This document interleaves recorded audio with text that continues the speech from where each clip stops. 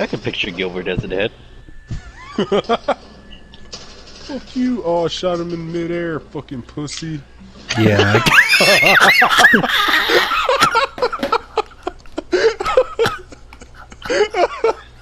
Alright, and welcome back to Games versus Gains, where we talk about games, gains, and all sorts of things. We are your hosts, Sweet Sauce Boss, Stelly 0072. What's up? Hey. And last but not least, the beast of fucking Warrior Big Jeans or whatever. Oh, yeah, and man, they're not gonna know we did it consecutively, but we'll get that out. But yeah, we're back again for more game talk. We're gonna kind of go through and stroll down memory lane and kind of talk about hidden gems or games that we think are slept on, that we enjoy a lot. So we picked a couple each, so we're just gonna kind of go through and talk about them. I guess I'll go first. Let's see. There's a classic RPG on the PS1 that I think I don't hear a lot about even to this day. I always hear about your Final Fantasies 7 and like Chrono Trigger, like that's a good one. But I think for me, what got me into like the JRPG is The Legend of Dragoon. That was on PS1. It came out in 1999, and for me, it was my first foray into the kind of like group party RPG kind of system, where like the graphics weren't like 3D. It was like a still picture, and then your little chibi characters would like travel around in groups and get into fights or whatever, with the turn-based combat system. I don't know, it kind of holds a spot for me. I went back a couple years ago to play it, and it took me down the nostalgia. Like, I enjoyed playing it. I might have to finish it. It's a long ass game. It's fucking 4 discs of gameplay. So like I don't even think I got past the second disc. But yeah, I think that one's pretty slept on. I don't hear a lot about it. So you guys go check it out, Legend of Dragoon, if you're into JRPGs or games like that. Dude, you make a really good point.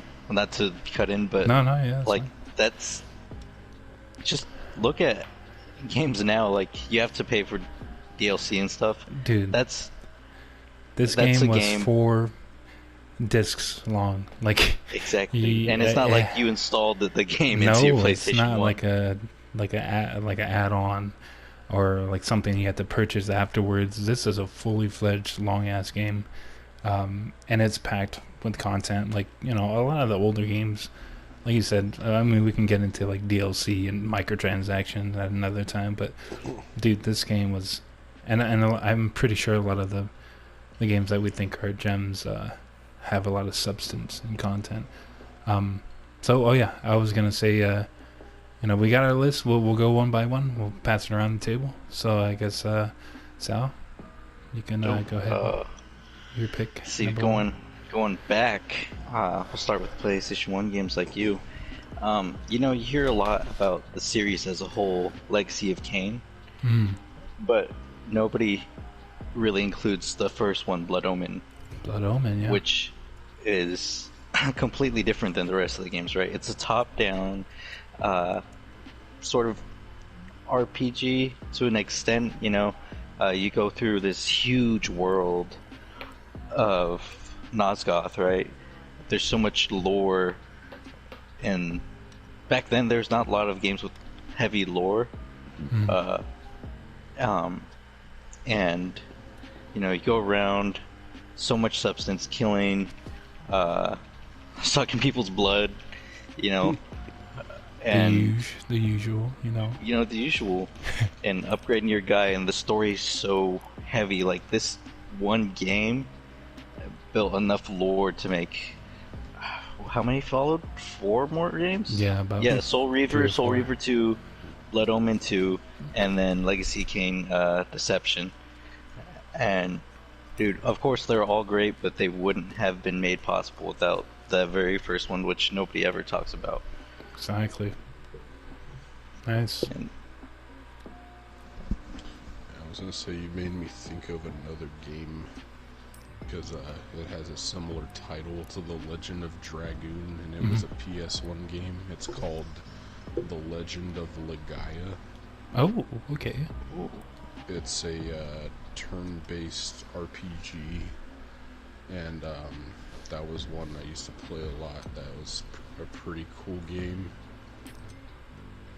That Nice. was, yeah, I haven't played it in forever, but yeah, just that little tidbit. That Yeah, was a yeah. good one. Heck yeah. Do you got a game like that you can Yeah. elaborate on? Definitely. I think I'm gonna start off with PS3. I think it was on. It's John Woo presents Stranglehold, Stranglehold. Yeah. and that I really that was one game I bought that I didn't expect to be good, but when I played it, I was happy I bought it. It's a fun little shoot 'em up game. It's like I don't know if you'd call it like sandboxy, but it's like, you know, you go into one area and all you do is shoot up the whole room and then advance to the next area. Yeah. But it's I liked it because I'm a big movie fan, so I love all kinds of, like, you know, movies, especially action movies. So in 1992 there was a movie, it was a Hong Kong action cinema film called Hard Boiled with Chow Yun-fat, and it was directed by John Woo. And Stranglehold is actually the video game sequel to Hard Boiled. The movie. Nice. Yeah, so it continues the story of the main character from Hard Boiled, so I thought that was really interesting, and I liked that a lot, how it progressed the story Yeah. after years of waiting for like an actual movie sequel that never happened. Yeah. Dude, that's dope. I didn't know that that little tidbit. Yeah. Yeah. The whole movie thing, you know, we're gonna have a couple episodes of that one for sure. And speaking of movies, I guess I'll go into my next one. It's not really a movie, but it kind of plays like a movie, and it has one of my favorite actors from one of my favorite movies, The Professional, Jean Reno. He was in a game on the PS2 called Onimusha 3, Demon Siege, and I remember buying this game. I was at a game shop, retro game shop, back where I used to live, and I actually went with Gilbert that day, and we came across this Onimusha game, and I didn't see it at first. I noticed the cover, and it has like a samurai dude, the main character of the Onimusha series, and then next to him is fucking John Reno, like The Professional, you know. So I was like, oh, what the hell is this? And like, I never played Onimusha games, but I bought this one, and the story was really cool. Like they have a samurai from feudal Japan, and Jean Reno plays like a French police officer, or like officer, and there's a whole mysticism with Oda Nobunaga, and he like kind of corrupts the world, and some like time travel shit happens. So like the main character and Jean get switched places. So Jean is a French officer back in feudal Japan, and the main character, I think his name is Sonata or something, he's thrown into like France, like in the fucking the odds. So like they have to figure out how to get back into their time and figure out what the hell's going on. And there's like a whole language barrier, and the shit they have to overcome. So I thought it was a really cool concept, and it's a really fun game. And they each have their own play style. Like John has his like machine guns, and he has a whip that he could use to deal with, you know, the demons and stuff. And you know, Samurai has a sword and whatnot. And their interactions are pretty funny. Like they're, you know, it just shows that sometimes, you know, you could be from different worlds, but you know, still have a lot in common. You know, I think that's what kind of life is. You know, not to get too philosophical, but yeah, I thought it was really touching. I thought it was a fun game, and it had a really cool story and good characters. I just think it's slept on. I haven't heard anybody really bring up only Mushit series in general, and much less that game. So yeah, I guess that would be my second pick. Whew, that is a good one. Yeah. Let's see. So mine's not as touchable as that one. It was this random game that I saw, and me and my sister played all the time on the PlayStation 3 that I just had to bring up. It's called Naughty Bear. And it's, you know, the Care Bears, right? How they're all like colorful bears and they're always happy, right? So this game is based kind of off of the Care Bears. There's this island of stuffed animal bears that are like alive, and like they have this happy community, right? And they all do their happy shits, like Utopia style happy Care Bear. And there's this one regular brown bear on the island who's just grumpy as fuck. Like he's angry, and they never invite him to go crap because he's angry.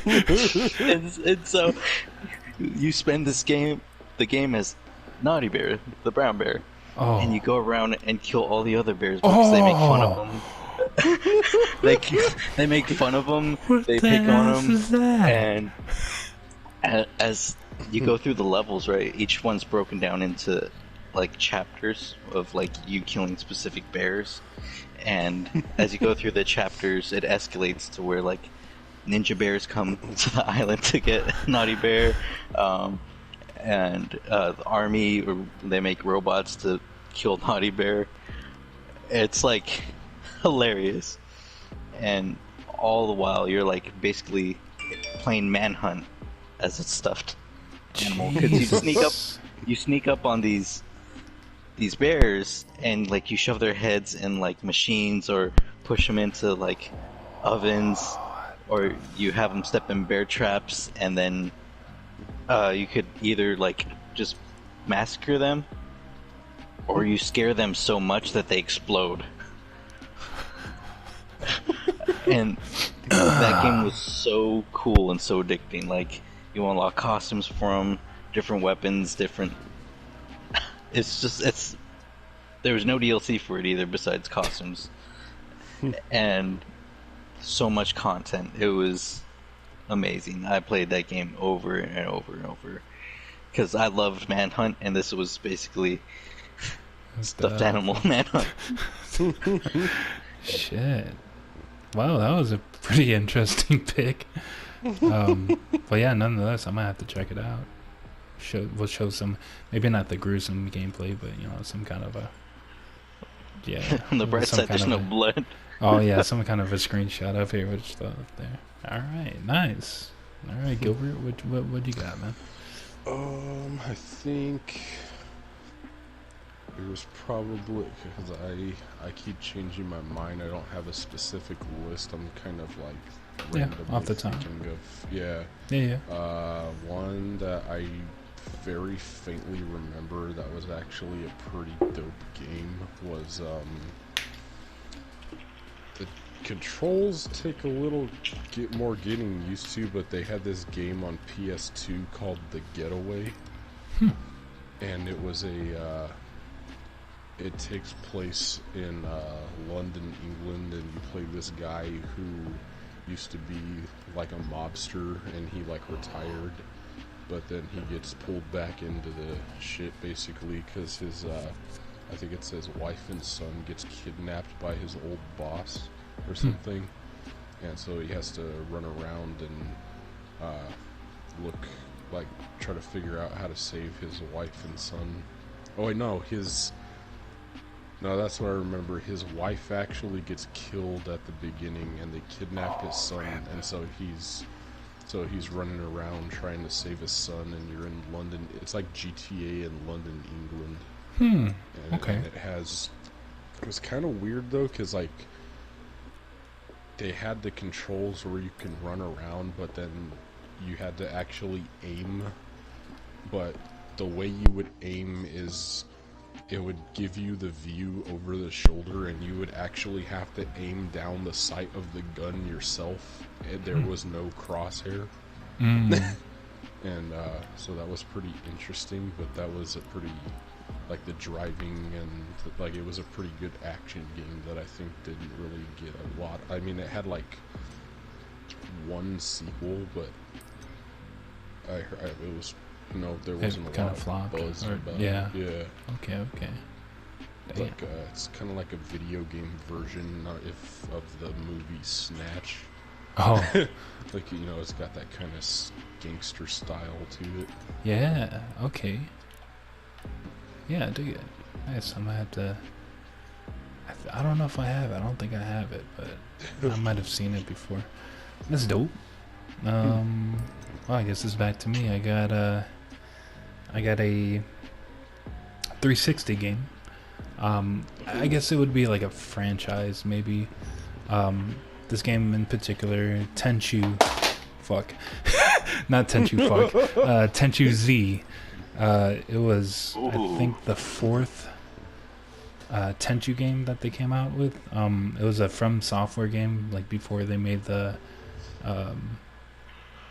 what were they into, like Souls Demon's Soul? The Souls games. Before that, they did the Tenchu games, which it kind of got me hyped because when Sekiro was being revealed, like before they revealed the Sekiro name, they had the tagline, right? Shadows die twice. Yeah. So before they had Sekiro, it was, Shadows die twice, and that was actually a line that one of the main bad guys said in one of the old games, the old Tenchu games. So when I saw that, I was like, oh, dude, they're rebooting Tenchu, right? Nah, it turned out to be Sekiro, so I was kind of crushed. But the Tenchu games, I think they were slept on. They were like the ultimate, like, ninja kind of game. They had cool characters, Rikimaru and I think Ayame, and they had like they had separate campaigns. It was kind of like the Resident Evil separate campaigns of who was it, Jill, or no, Leon, Jill and Chris. Oh yeah, Jill and Chris. They had like their separate, gameplays and stuff like that. So it kind of had a mix of everything.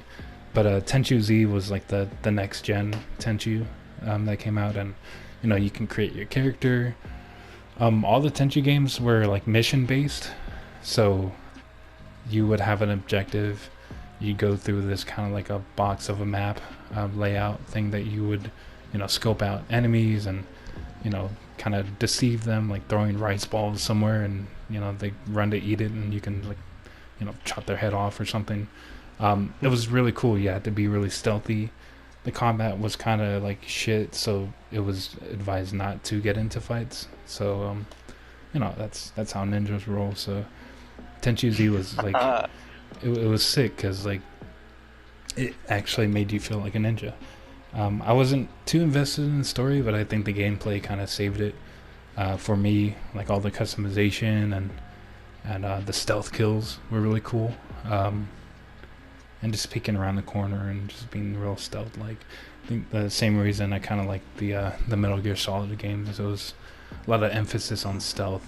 I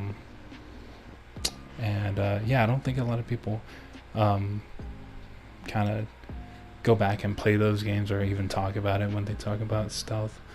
And I hope they make a reboot. I'm kind of sad Sekiro wasn't the reboot I wanted, but we'll have to see. We'll have to see. I guess that'll be it for that pick. Sal, you got something? Yeah. So on the PS2, there was a fighting game called Urban Reign. Urban Uh, Rain. Ooh, yeah. yes, That dude, was a Namco that game joint, is right? yep, Namco. Mm-hmm. Super slept on. Like that game was amazing. And at first, you see the box and you're like, what the hell?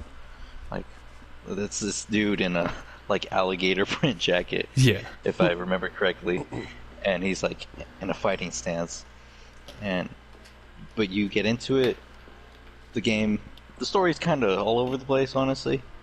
Um, the guy's like a not bounty hunter. I don't know what he does exactly, but he comes in and he kicks people's ass to like make a better community, sort of thing. Nice, like a Roadhouse So he joint. yeah. Nice. Or if you think of like Bruce Lee and Enter the Dragon, Oh, okay, he yeah. came in and like got rid of the gangs and Nice. ultimately kicked Chuck Yeah, Norris's ass. yeah. And so he comes in and he's trying to like get the gangs out of the area. Mhm. And you play through the story. The missions are it's mission based, but it has the overall story, and you fight multiple people at once, usually by yourself, and sometimes you have a partner. And it's super badass because there's only a few buttons to press right, but there's a lot of counters, reversals, pickups, throws, and depending on who you're playing as, different fighting styles. Mm-hmm. And there's like over 100 missions, Shit. and it gets super tough. And I remember there's a cheat code that like you could put in to where you could have somebody take control of the computer, and you basically do co-op in the story as long as you stay in the same frame. And there's over 60 characters, and some of them are like just regular street thugs that have low stats, Uh-huh. but you could make it boosted, so if you wanted to play as them in like the versus mode or survival mode, you're good to go. And it did have a survival mode where you could do co-op, and you and one other person could take on like 50 waves of people, and it got harder each time. Mm. And it's super awesome. Like squares to hit, triangles to reverse, and circles to grab. And with those three simple buttons, there was so much you could do. And you built up a bar like in sort of like, I guess, Smash Bros. Mm-hmm. And you could do like a special combo. And badass. And the best part of this all was, if you unlock everything, you could play as Paul and Martial Law from Tekken, right? They had the little crossover, and they were so OP. And the tag team moves too were badass. Dude. It was endless replayability, in my opinion, and I wish that they did more of it. Yeah, I might have to cop that. I think I might buy it on Amazon, bro, because I hear a lot about that game, and I never actually played it when it was out, so might have to go back to it, especially with the guest characters. Those are sick. Hell yeah. Nice. Alright, Gilbert, you got another one for us? Yeah, I think one people kind of passed over was like, it's a PS2 game. It's called Mercenaries Playground of Destruction. Hey, Mercenaries, let's go. I think that's the first one. That one I think is kind of more of the overlooked one that people missed. Mm-hmm. And I think the second one, they had a second one called Mercenaries 2 World in Flames. I think that one kind of like probably is more widely known. Was the popular people. one? Yeah. Yeah. That was on a PS3, right? Or was it still PS2? It was PS2 and PS3. The Okay, the one of the second last was. ones. Oh, okay. And but yeah, the Playground of Destruction, the first one was PS2, and basically you have three different options to play as like three different mercenaries, and you're basically, the game takes place in like North Korea, and you go to North Korea, and pretty much the point of the game is just to absolutely wreck and like destroy military personnel, military compounds, and like just landmarks and bridges and all kinds of stuff that are in North Korea. Mm-hmm. You can use tanks. I think you can even use like attack helicopters, and you can get it on the ground and get into shootouts. It's like a third-person military shooter, but you can use like military vehicles and stuff. Mm-hmm. That I used to play that one all the time, and I think that one didn't get enough buzz. Yeah. I was hoping they were gonna maybe at least remaster this one, but it never happened. I found out, I guess, because it was made by Electronic Arts, and there, I guess, a studio working on it was Danger Close Games. Oh, that's right. And they actually had announced that they were going to work on a third Mercenaries? third Mercenaries that they were going to title Mercs Inc. Hmm. But the game was canceled because Danger Close Games closed in 2013. Shit. So, yeah, Mercenaries was like a all-time favorite, like, game that I just sit down and mindlessly play for hours and hours, and I could like never get tired of it, and I think it probably didn't get enough buzz as I think it deserved. Yeah. So yeah, that was that's fair enough. I think I do have Mercenaries 2 on the PS3. I didn't play. I don't know if I recall correctly that I think we tried to do a co-op on that game, or maybe I was just telling you about that game that I have. Maybe. I didn't care for the second one. Mercenaries 2 just felt like they were trying to copy Just Cause. Oh, that's right. Okay, I remember you telling me about that. I see.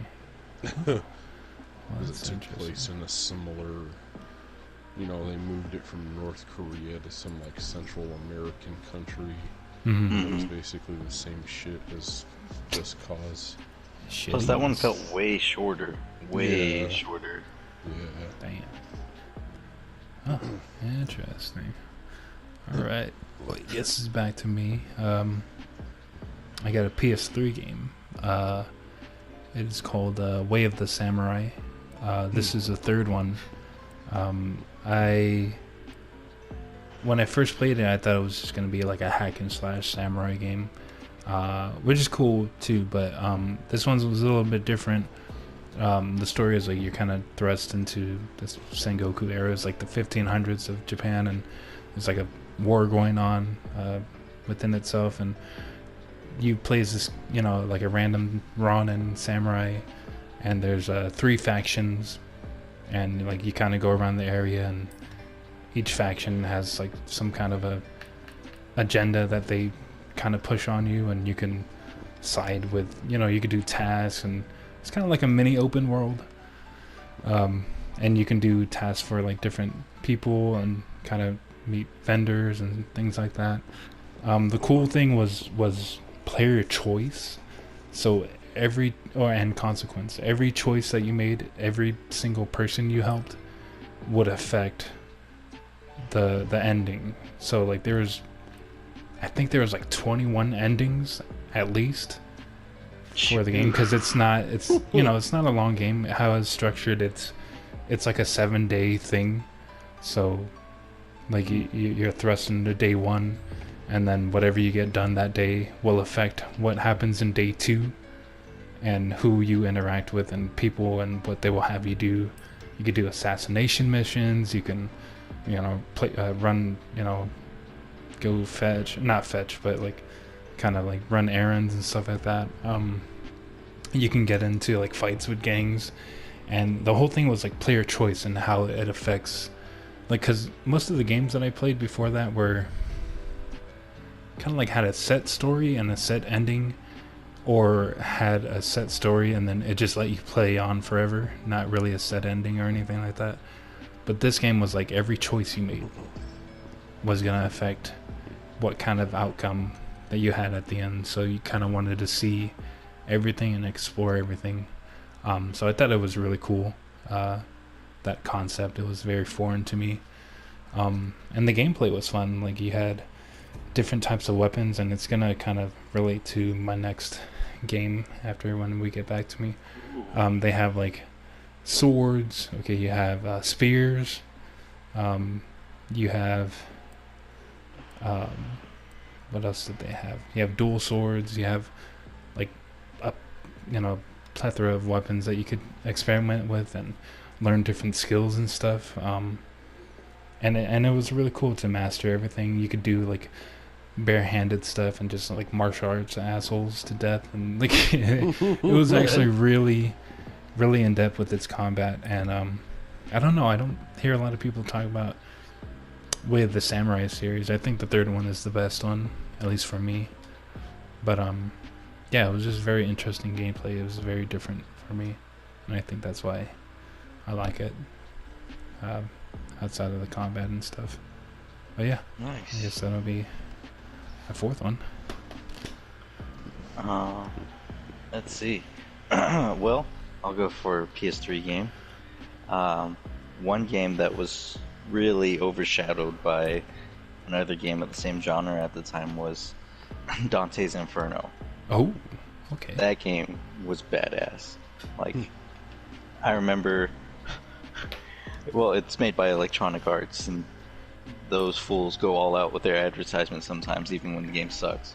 Yeah. But because it's a game literally about hell, like, it got so much controversy, and I thought that was cool. And I remember playing the demo. I don't even know where. It was obviously on the PlayStation Store. I was like, yo, this game's awesome. It's like God of War, but it's not. It's something new, something different. And it's based off of Dante's Inferno, written by Dante Alighieri. Yeah, the book. Or I don't know how to say it, but it's a 3-part series. And it's so interesting that, I don't know how this guy came up with 9 levels of hell or any of that, Mm-hmm. or, yeah. he was a very smart guy to put all that together and then see it recreated in action. Because I read the book, Right. because I didn't want to go in blind, but to see how they created this world that he did was pretty awesome. It's mind-blowing. Yeah.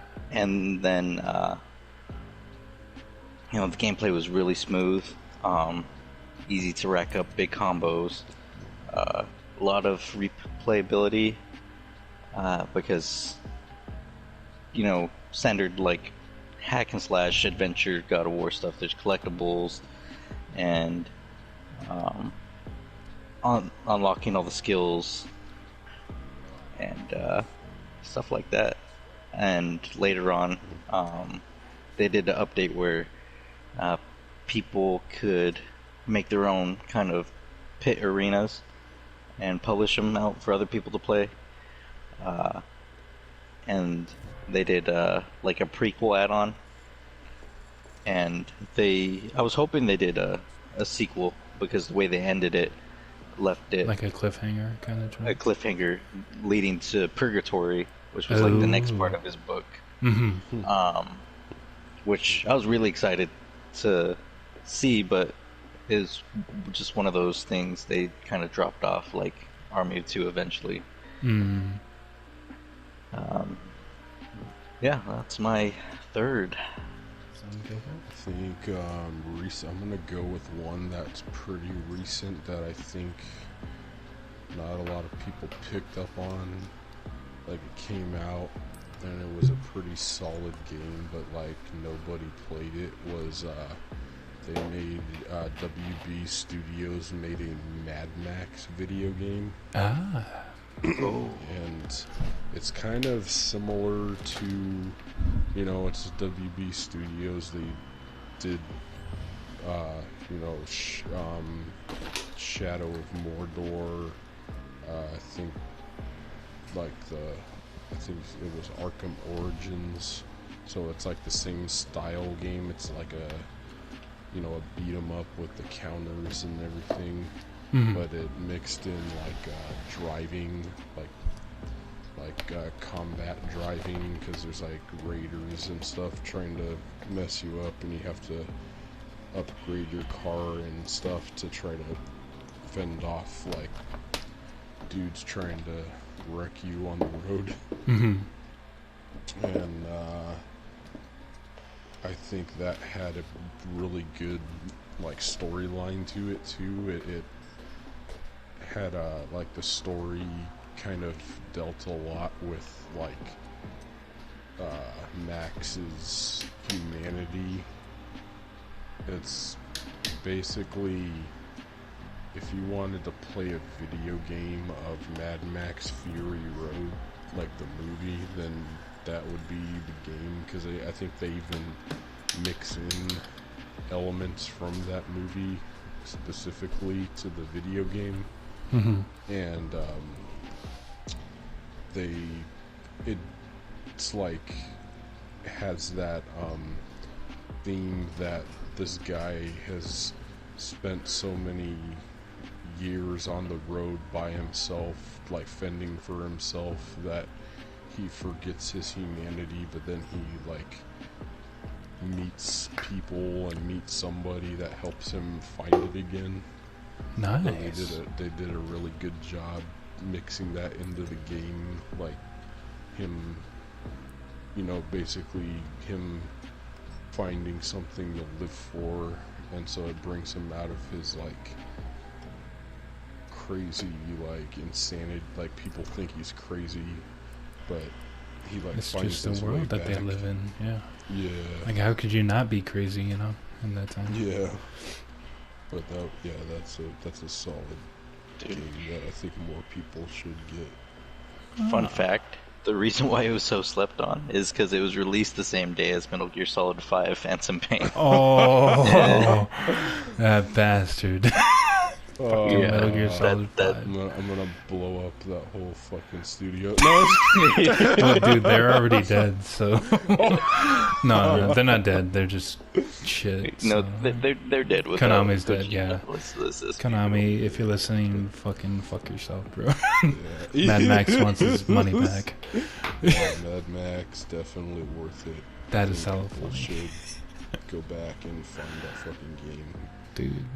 Hell yeah. It was on sale a couple times, and I was like, should I get it? Should I not? Like, I don't hear people talking about it. It's only Gilbert that talks about it. That's the only person. No, it's actually really good. I have it on the laptop too. I think it was like free on Steam actually for a little bit. Shit. I might have to pick it up then. I'm just reading a article. It's like a countdown of like underrated games. Is that part of it? Deadass says right here that it was launched the same day as Metal Gear Solid 5. Yeah, see, I told you. Well, you know, hey, that's why we're here. We're letting you know, you know. That's how knowing's half the battle. No, G.I. Joe. That was the G.I. Joe, right? Yeah. Okay, yeah. All right, cool. All right.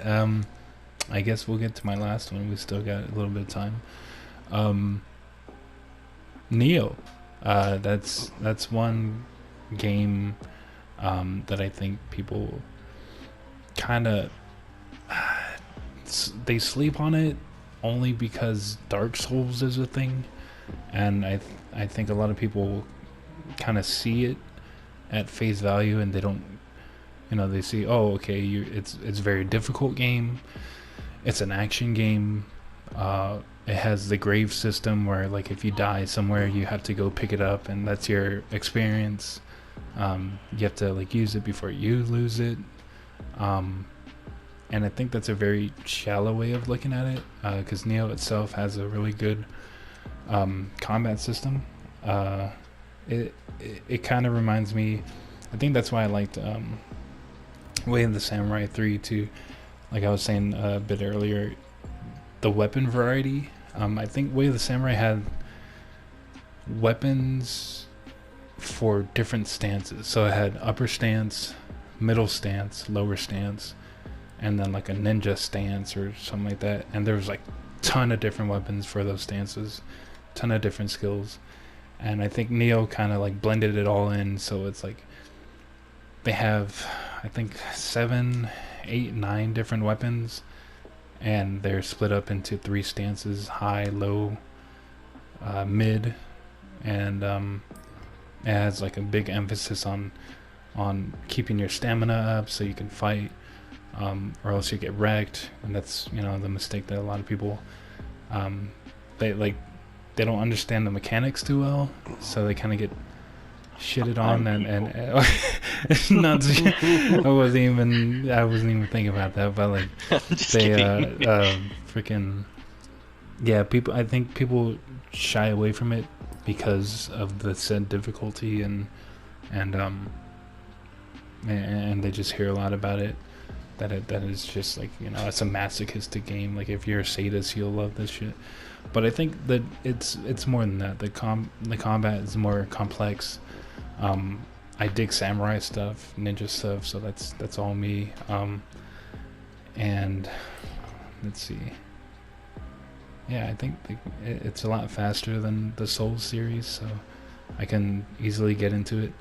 And it was made by Team Ninja, which made Ninja Gaiden, like probably my favorite game of all time, Ninja Gaiden Black.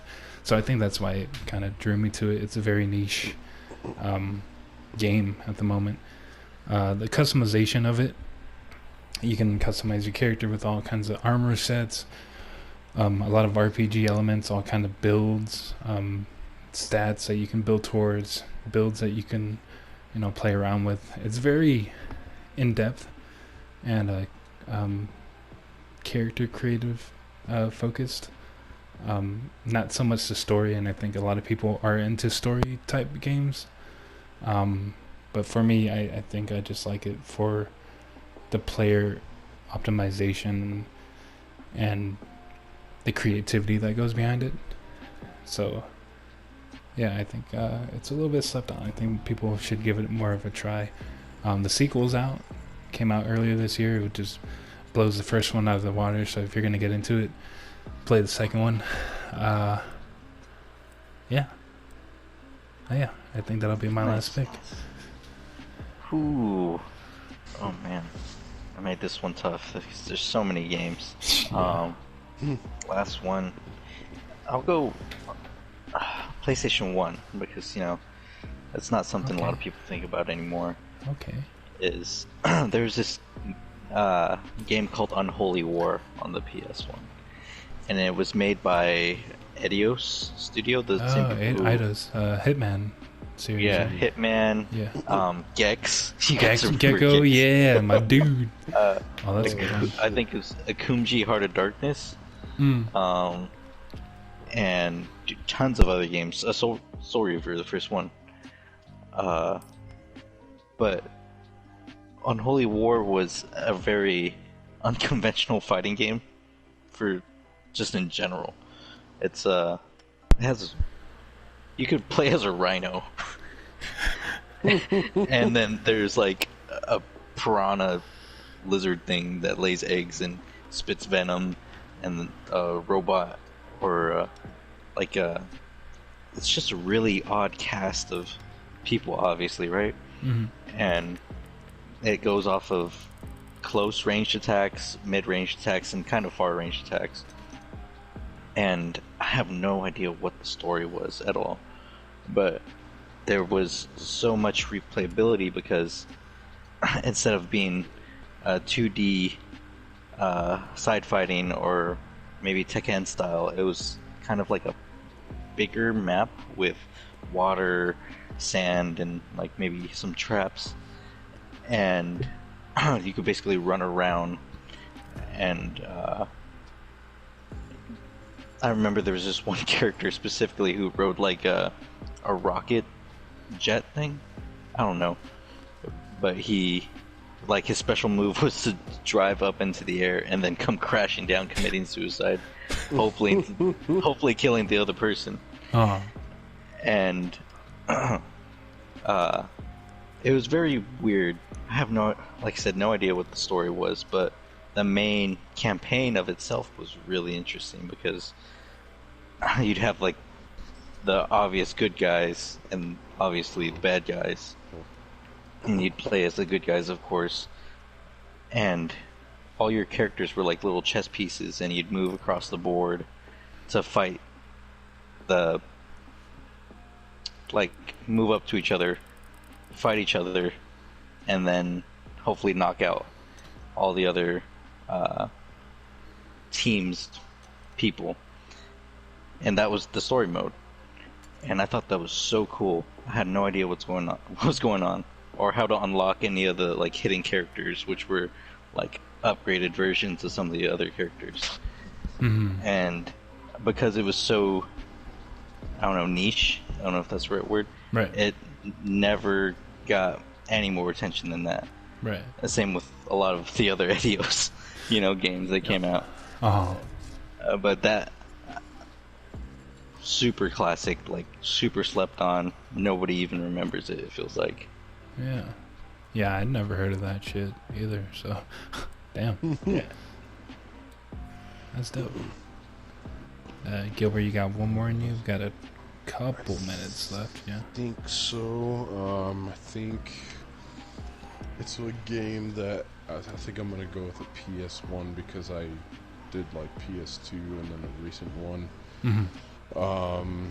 It's a game that I usually find I mention, but like people look at me and go like, "What?" Like I never heard of that game. Like nobody's played it except me and probably like one of my cousins that I used to play games with all the time. It's a game called Battle Tanks Global Assault, and basically it's I think what I think happened was I think probably what's that game? Twisted Metal probably took the cake for like that type of game because it's like a battle It's like a royale demolition, style, yeah. demolition driving like weaponized vehicle game. Okay, that makes sense. And Battle Tanks was like it was a post-apocalyptic kind of futuristic tank thing where there's this woman, there's like an evil queen lord, and there's this dude and his I think it's a dude and his family or something that all of them drive tanks and they're trying to take down this evil like queen warlord woman. And the whole game you're going around in like different types of like there's fast tanks, there's heavy tanks, there's like all kinds of different tanks, and you go around and just blow other tanks up. And it had a pretty good like it was a good play single player if you wanted to play by yourself, and it also had a pretty good like split screen multiplayer, so you could like play with somebody and just like go around and shoot each other with tanks and stuff. And that's I think it's a game that Kind of got overshadowed. Yeah, overshadowed by Twisted Metal, and kind of it didn't really top the popularity chart, but like it's like a sleeper kind of hit. Yeah. Dope. That's one for me. Nice. Oh Man, yeah. that's dude, we have a very comprehensive list of hidden gems, I think. Yeah. I haven't heard of most of these shits that you guys were talking about. But no, that's good. That's gonna expand my horizon, and hopefully people listening, they're gonna kind of, maybe they agree, or are interested as well. Yeah, we kind of took up all the allotted time that we have. That's good. That's a good talk, boys. We got any last words? I'm not sure what we're gonna do for the next episode, but I mean, dude, we can talk for literally for hours on end about pretty much anything. So, any last words for this episode? Oh, the usual. Stay hydrated. Get as big as your dreams. Let's go. Stay safe, stay healthy, don't be a jerk. Nice. Oh, I thought you were going to say don't be an asshole or something. I mean, I could say that, but... Well, he says don't be an asshole. And I got to say... Or he's going to come to your house. Oh, yeah, he stuck up his car. Yeah, wear a mask. Wash your ass. We're out.